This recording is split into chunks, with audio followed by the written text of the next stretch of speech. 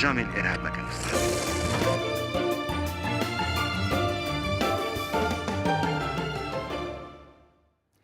1980s nostalgia in François Ozon's summer romance. A surreal and disquieting western takes us to Algeria's hinterland, and we take a look at the tentative return to movie theatres here in France. That's all coming up in our cinema show this week, and for that we're joined remotely by our film critic Lisa Nesselson. Hi Lisa. Now we're starting with a film that was announced as one that would have been screening at the Cannes Film Festival this year, director François Ozon's Summer of 85. Now it might not have been seen on the Riviera in springtime, but it was snapped up immediately for a summer release. This is a teen romance inspired by a book which was originally set in England, but Ozon's transposed that to Normandy here in France for this film version. Tell us more. Well, British writer Aidan Chambers, now 85, came across the inspiration for this tale in a newspaper story in 1966, but didn't turn it into the successful young adult novel Dance on My Grave until 1982. Now, Ozon, one of France's most prolific writer-directors, read the book in French translation a few years later when he was 17, and he told himself if he grew up to be a film director, and if he ever got to make a feature film, this would be his first. Well, 35 years and 19 features later, the time has come. And you know what? It was worth the wait. This is an intense and touching tale of first love set over a 6-week period. And it captures what happens when the energy of youth runs into the curveballs of fate. And while I'm sure it has a tragic core, I'm willing to bet all but the most straight-laced curmudgeon will leave the cinema smiling. Now, that this is a romance between two boys is almost beside the point because the way it's told is universally relatable.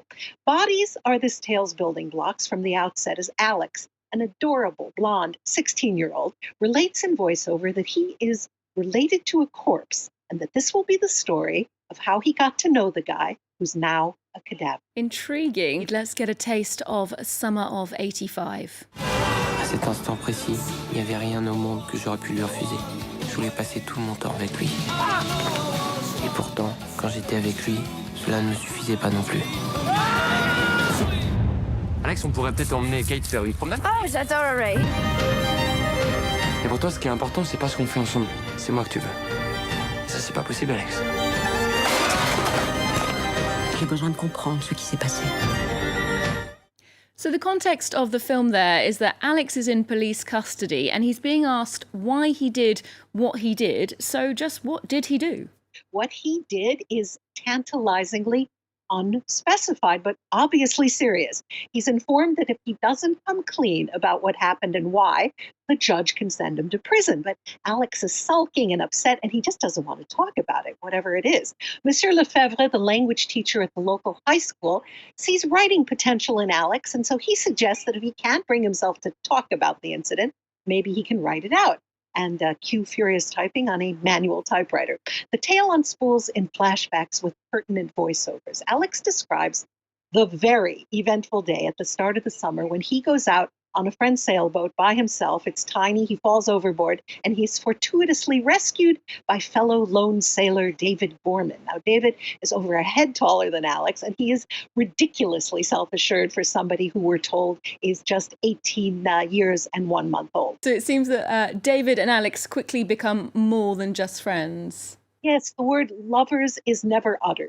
The delight that they take in doing young guy stuff together, riding a motorbike, dancing, sailing, is as sensual as any overt action between the sheets would be. Alex and David meet Kate, an appealing young woman from England, working as an au pair. They're young, it's summer, and hormones are in the air. There is tragedy, to be sure, but not with quite the contours we've been led to believe. Okay. Well, next to a film that is set in the Algerian desert and which addresses the country's civil war of the 1990s, which claimed thousands of victims and has left significant scars on the society. Now, this film is called Abou Leila, and I saw it last year. I found it to be a strange and impressive debut. Oh, I I'll go along with those two word choices, strange and impressive. It's a very intense film by a first-time feature director, expanded from a short film he made 10 years earlier.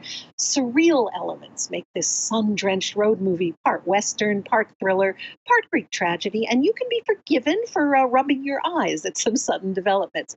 This is a story about people being violent not because they set out to be, but because their environment is so bathed in discord and fear that violent acts are inevitable. The film starts with an act of terrorism on a street in Algiers, and then our two protagonists, Lofty, who may or may not be a former policeman, and his childhood friend S, just the letter S, which is a way of indicating that he has experienced so much trauma that there's not much substance left for him to work with. They drive into the desert in search of the terrorist known as Abou Leila. Indeed, let's take a look at this metaphysical Western, Abou Leila. عندها 3 أيام ولا 4 أيام اللي صارت تلقاوهم مع الصباح مقطعين. على بالي انتم في العاصمة هذه الأمور عندكم عادي، موافقة تصرى، احنا هنا سي كراف. على بالكم شكون دارها؟ شكون اللي بوليسي أنا ولا أنت؟ قلت لك مانيش بوليسي. المهم كاين اللي يقول واحد مهبول هو اللي قطعها، وكاين اللي يقول النمر نتاع الصحراء هو اللي كلاه. النمر نتاع الصحراء. على بالي باللي خروطو. So I suppose this could be summed up as a road movie that takes a route that few of us would want to take. Well, true. And I think that's why it's exciting to have a movie do the heavy lifting and take us someplace we'd never go ourselves for real. Dream and reality are interwoven more and more as the film progresses. The director says he was interested in removing violence from its customary setting, and he addresses the post-traumatic stress that can poison the life of a policeman in violent times if he is obliged to do things he didn't sign up to do. So, Lisa, this film is one of the new releases people are being offered here in France as they return to cinemas after more than 3 months of them being closed because of the COVID epidemic. Now, France's 6,000 movie screens reopened on June 22nd. So are people flocking to the movies? Not flocking, but definitely going. However, business is sluggish. This year we missed out on the annual Fête du Cinéma, which usually offers cheap tickets and lots of new releases as an incentive. Now, the first week after lockdown ended, I found myself among no more than, say, 24 other spectators. But just last week, I went to 2 sneak previews that were sold out, and people of all ages. But even a sold-out showing means half as many people as the theater actually holds, because you have to leave empty seats between patrons. But some cinemas are shutting until late August or the first week in September because business is so reduced. Now, some commentators are saying that the problem is a lack of big new movies. But I think we proved during lockdown that a movie doesn't have to be new to interest audiences, since drive-ins did excellent business with older movies like Grease or classic French comedies. And one of the biggest successes so far is a series of 10 American films made in Hollywood in the 1930s before the censors stepped in, because word of mouth has been excellent for forbidden Hollywood. Now, keep in mind that unlike, say, the US, summer has never been a big movie-going season in France when so many people are off on holiday. But nevertheless, theatre owners here must be slightly worried. Well, any business owner worries if their business drops 50 or even 80%, as some theaters are reporting. But as I said, this deconfinement is relatively new. Now, culture adds up to 2.3% of France's economy. And the newspaper Les Echos broke down the 2.9 billion euros allocated to keep culture alive. Cinema got 320 million, books got 217 million, and this most surprised and pleased me, 660 million in favor of the press, twice as much for journalism as for movies. Of course, in France, a lot of journalism is about movies, not gossip or who's going to win this or that award, but, the movies themselves. Now, speaking of gossip, I've actually heard that a lot of hopes are riding on big event releases like Mulan and Tenet. Sure, but in the meantime, I don't think people are taking sufficient advantage of the fact that you can now have a theater almost to yourself. There are public service ads on French radio to remind people to go back to the movies. And one of them I like has a celebrity saying, and for the first time in your life, you'll be able to use both armrests. Is that the height of luxury or what? And with no American blockbusters in sight, well, audiences have been going to see French movies, which suddenly have less competition. Indeed, speaking of French movies, Philippe Garrel's new film, The Salt of Tears, focuses on a young woodwork student who comes to the French capital, and it's also about the three women he gets involved with. Tell us more. Well, Garrel specializes in making movies that bury in a time capsule marked French art films.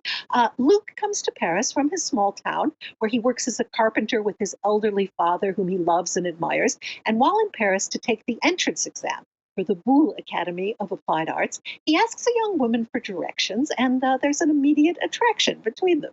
Returning home to wait for news of whether he got in or not, who should he run into but his high school girlfriend, Geneviève? It's been 6 years. What soon follows is an incredibly sexy but borderline hilarious sex scene. Garrel says that shooting in black and white cleanses an actor of all the roles they've played in color. I love that idea. He ran just 6 hours of film through the camera to end up with a 1 hour and 40-minute long movie. And he tells stories about young people, but his regular crew is made up of people between 60 and 80, almost 90 in the case of co-screenwriter Jean-Claude Carrière.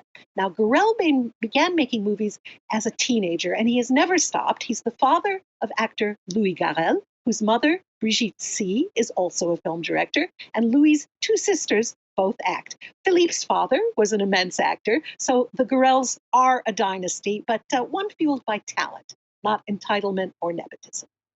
Indeed, and that screenplay sounds extraordinarily French. You're right, Lisa. We'll leave you with a glimpse of The Salt of Tears then. Thanks for your insights this week, Lisa. And do remember that you can get more movie news and updates from the world of arts and culture. And we're on social media too. There's more news coming up on France 24 just after this.